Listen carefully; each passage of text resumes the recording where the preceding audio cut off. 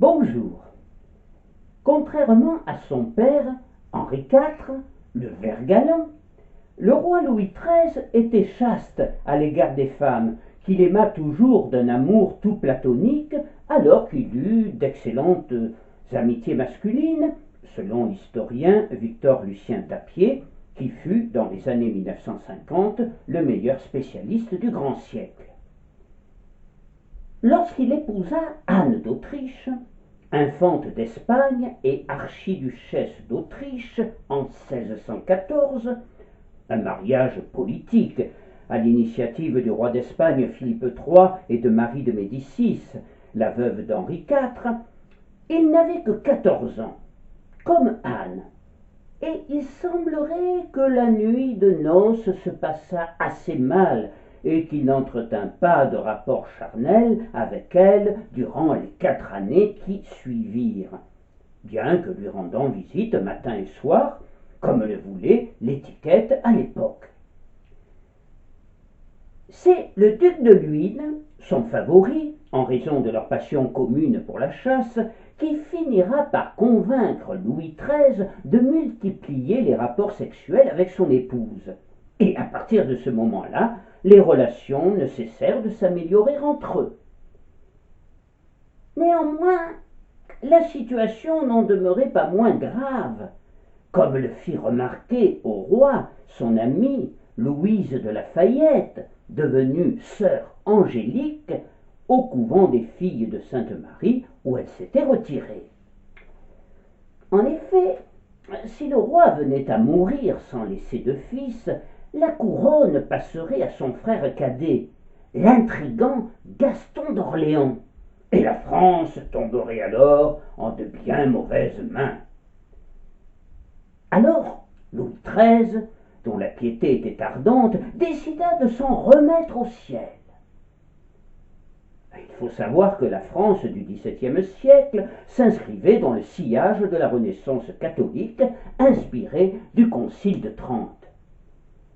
Les princes se devaient de donner l'exemple d'une grande piété et d'une vertu inattaquable. Cela faisait 23 ans. 23 ans que les prières montaient au ciel venant de tout le royaume pour qu'arrive enfin un dauphin. Au long de toutes ces années, la reine Anne ne cessait de présenter à la Vierge ses prières intimes ou publiques et à multiplier les pèlerinages. Louis XIII songeait déjà depuis quelque temps à vouer le royaume de France à Dieu par l'intermédiaire de la Vierge, surtout depuis sa guérison en 1630 d'une maladie qui faillit l'emporter, une guérison qui fut considérée comme miraculeuse car les médecins l'avaient condamnée. Il s'agit d'une maladie infectieuse identifiée aujourd'hui sous le nom de la maladie de Crohn et dont il mourra d'ailleurs 13 ans plus tard. Son projet de consacrer la France à la Vierge connut une lente gestation jusqu'en 1638. Durant ces 8 années, avec la reine, il multiplia les prières et les pèlerinages pour obtenir cet héritier tant attendu.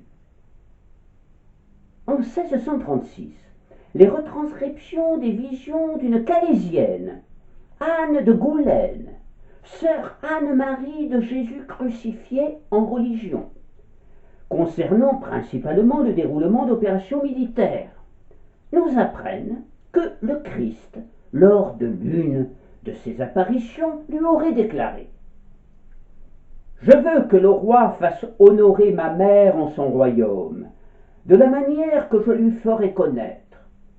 Je rendrai son royaume par l'intercession de ma mère, la plus heureuse patrie qui soit sous le ciel. » Le père Joseph, confesseur et éminence grise du cardinal de Richelieu, était le fondateur de l'ordre auquel appartenait cette mystique. Il précisera ensuite la vision de celle-ci en expliquant qu'il plut au roi de mettre sa personne et ses états sous la protection de la Reine du ciel. La forme définitive de ce projet de consécration de la France à la Sainte Vierge se dessinait dans son esprit. Et le cardinal de Richelieu, dans ses mémoires, en avril 1637, reproduisit presque intégralement la déclaration finale promulguée 10 mois plus tard, en février 1638, ce qui indique que le projet était alors en cours d'achèvement.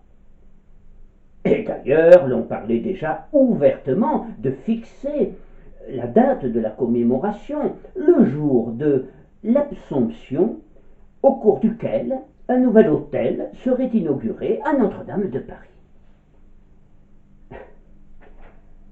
Voici un tout petit extrait de cette déclaration.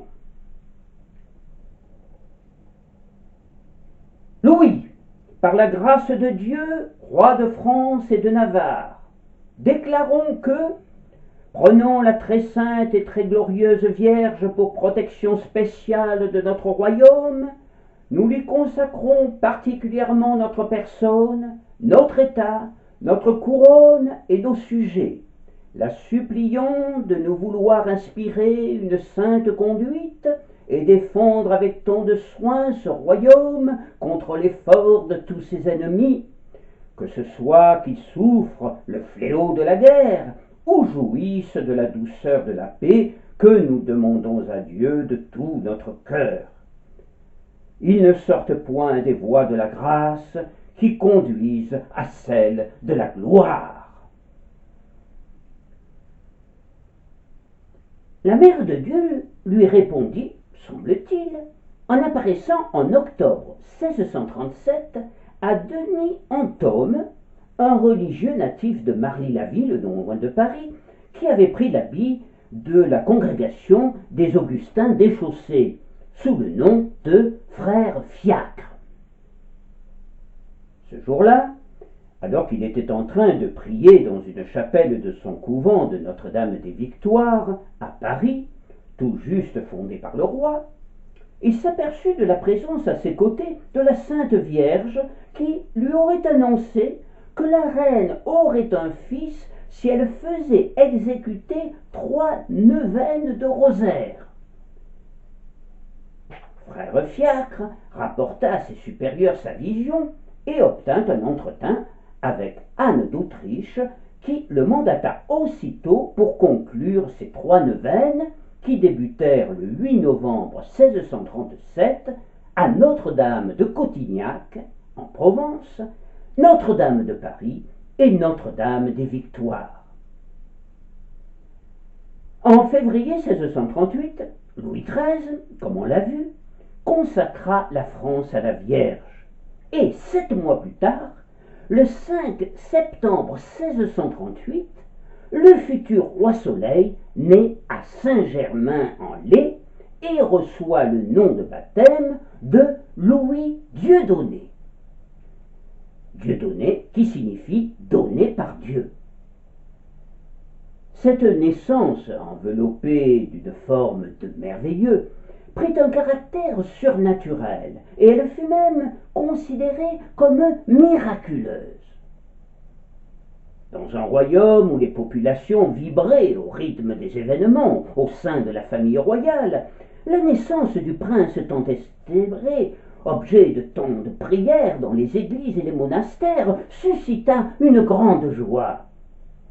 De partout, dans tout le royaume, des cris retentissaient. « C'est un dauphin ! C'est un dauphin !» Le cardinal de Richelieu écrivit: « On ne vit jamais de si grandes réjouissances en France que cette nouvelle grâce de Dieu. » Le petit Louis Dieudonné était un bébé superbe, au visage angélique et souriant, qui vint au monde, fait rare, avec 2 dents, 2 jolies incisives, comme plus tard Mozart et Mirabeau notamment.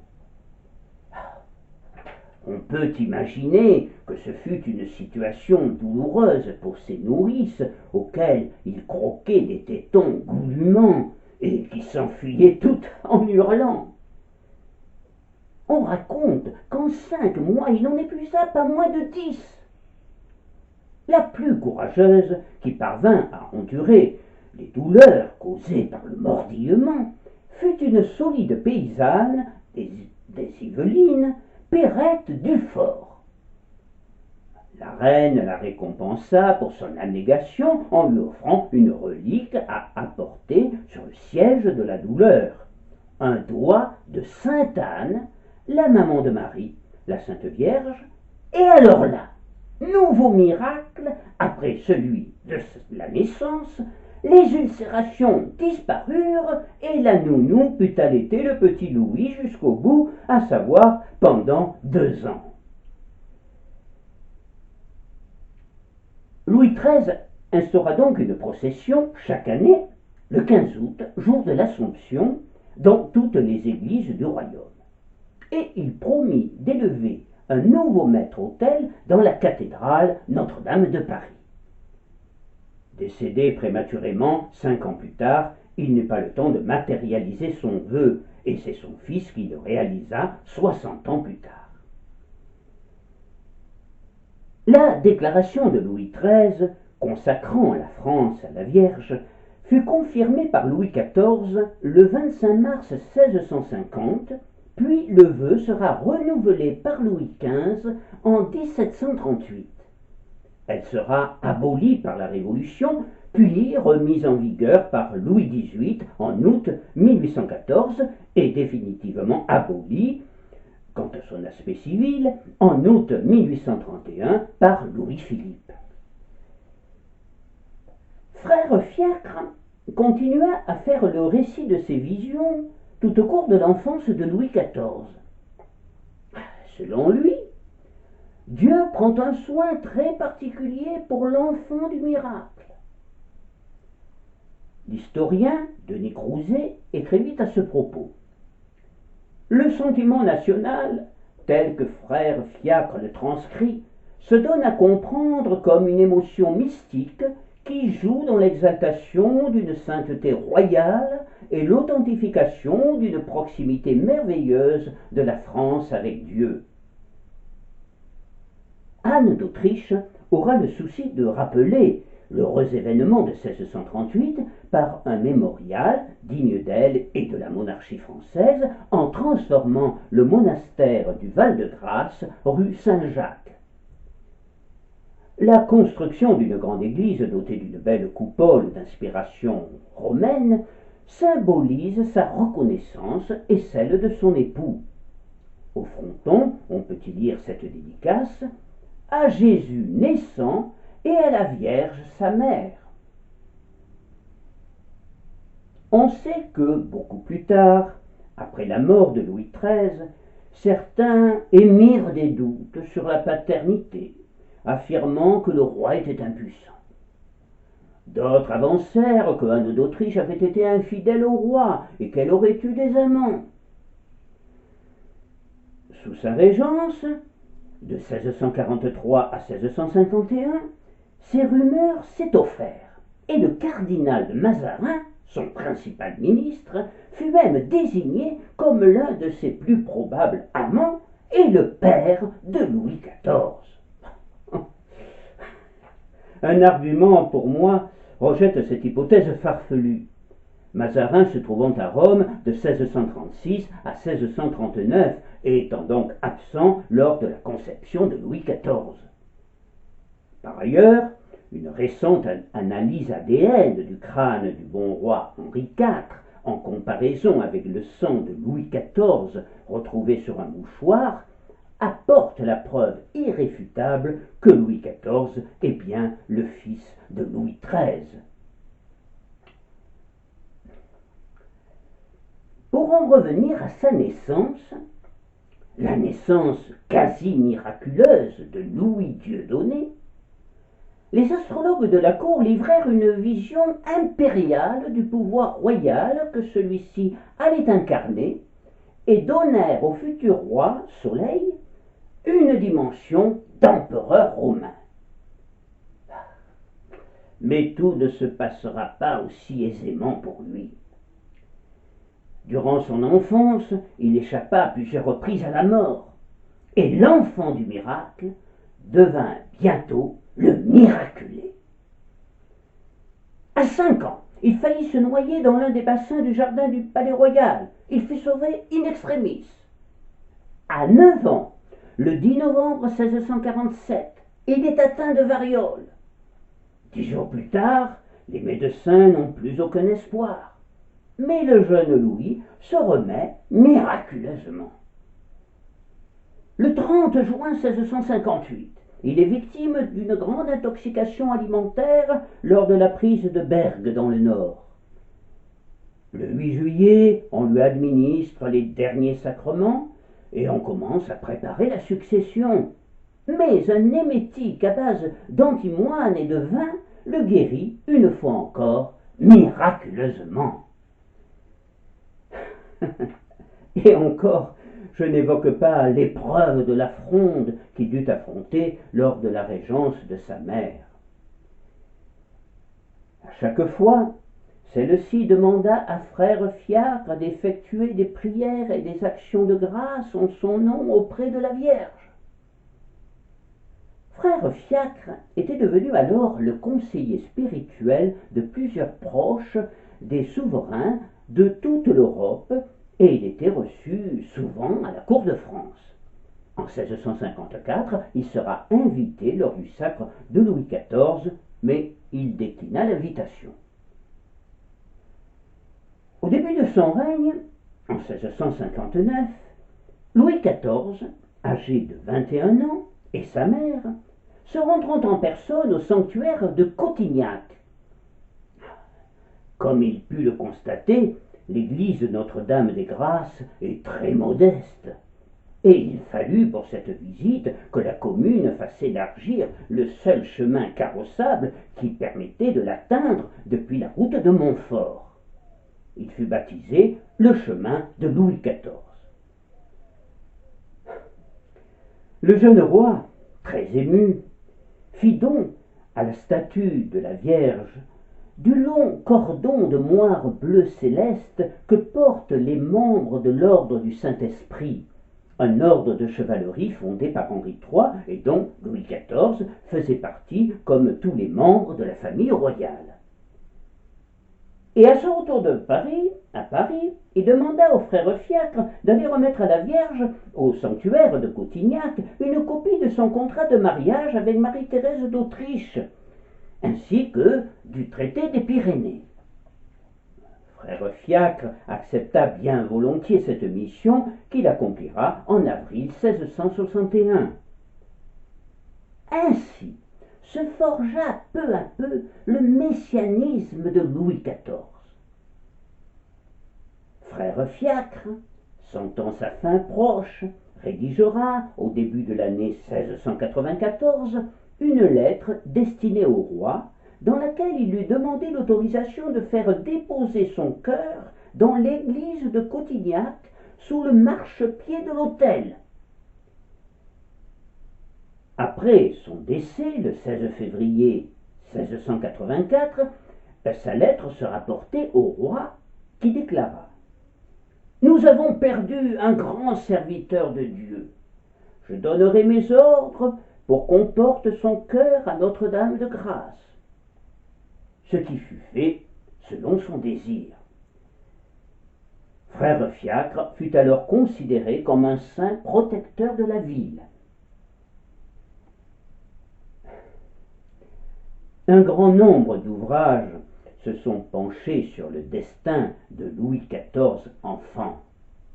Depuis celui de François de Bretagne, conseiller du roi dans les années 1650, le roi mineur, développant l'idée, avec plus ou moins de bonheur, que la France était une nation élue depuis sa naissance miraculeuse et que Louis XIV pouvait à juste titre se prétendre l'héritier de Charlemagne et le descendant direct de l'empereur Charles Quint.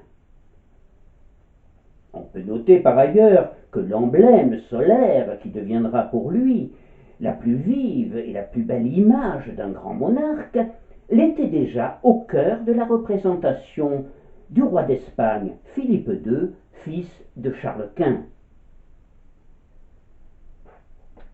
Certains auteurs considèrent que le roi Soleil prit la relève du roi d'Espagne et qu'il eut au moment de son sacre un transfert d'élection et de puissance de la monarchie espagnole à celle de la France, et qu'après de multiples défaites de Philippe IV et les débuts de la décadence espagnole, Louis XIV sera considéré comme un roi planète, comme l'avait été Philippe IV. Peut-on affirmer également, comme certains auteurs catholiques, que de même qu'il y eut une translation de la monarchie espagnole à la monarchie française, on assista, de la part de Dieu, avec la naissance de l'enfant du miracle, à une translation de l'élection, une translation électionniste du peuple juif au peuple français, et que Louis pouvait donc s'inscrire dans la ligne du Christ. Et nous en revenons donc, à travers cette question, à la naissance quasi miraculeuse de Louis Dieudonné sous le signe de la Vierge. Il est à noter à ce sujet que la notion de roi de France, de droit divin, prit une nouvelle dimension sous le règne de Louis XIV. Si la dimension divine du roi remonte au début de la monarchie française et de Clovis, premier roi chrétien, c'est Louis XIV qui, autour du mythe qui l'entoura dès sa naissance, construisit un absolutisme monarchique venant directement de Dieu, selon le principe de saint Paul, toute autorité vient de Dieu. La notion de droit divin sera abolie en septembre 1791, mais l'attachement de la France à la Vierge reste solide, aujourd'hui encore, pour de nombreux Français.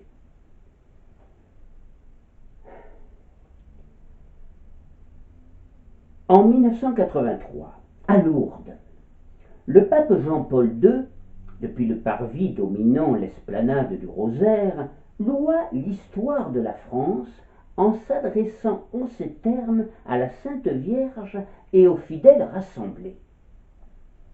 Ici, sur cette terre de France, je confie, ô Mère de Dieu, à ton amour maternel, tes fils et filles de ce peuple. Ils n'ont cessé de t'honorer dans leur tradition, dans l'art de leur cathédrale, dans leur pèlerinage, dans la piété populaire, comme dans la dévotion des auteurs spirituels. Beaucoup ont tenu à se consacrer à toi, comme l'a fait Louis XIII, au nom de son peuple. Je vous remercie.